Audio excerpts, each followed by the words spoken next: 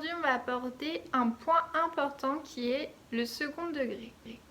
Vous m'avez beaucoup demandé cette vidéo et j'ai décidé aujourd'hui de la traiter avec vous. Donc cette vidéo sera composée de deux parties. Donc ici on va voir les bases du second degré et dans la deuxième vidéo on verra plus la partie analyse de fonction du second degré. Donc tout d'abord, qu'est-ce qu'une fonction du second degré? Une fonction du second degré se note f de x égale ax au carré plus bx plus c. Donc a, b et c sont des réels et a est différent de 0, c'est ce qui est le plus important. Cette fonction du second degré, on peut l'écrire sous différentes formes et une forme qui est importante parce qu'elle va nous donner plein d'informations, c'est la forme canonique. Donc la forme canonique, c'est quoi?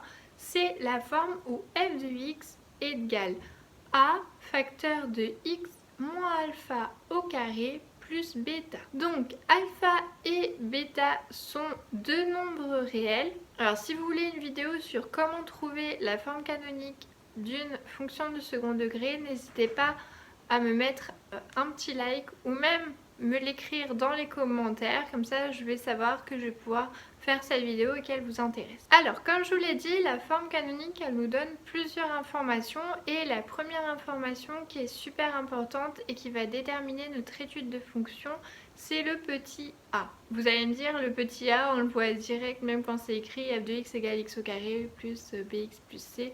Oui, je suis d'accord avec vous, mais après le alpha et le bêta seront aussi importants. Donc pour l'instant, on se focus sur le petit a. Donc si a est positif, votre courbe est tournée vers le bas.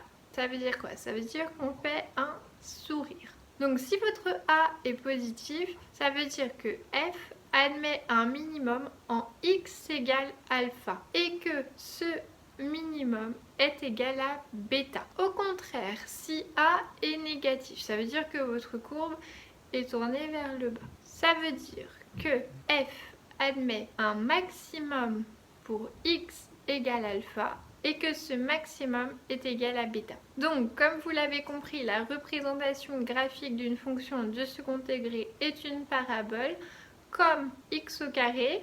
D'ailleurs, je vous remets dans la barre d'infos la vidéo sur les fonctions de référence où je vous explique d'ailleurs la fonction x au carré. Et donc, cette parabole va admettre un minimum ou un maximum pour x égale moins b sur 2a, qui est en fait alpha. Donc, je vous fais un petit tableau de variation. Donc en fait on a un premier tableau de variation si A est supérieur à 0 et un tableau de variation si A est inférieur à 0. Et donc voilà, c'est tout pour cette vidéo. On a vu la première partie du second degré, on verra dans une seconde vidéo la deuxième partie.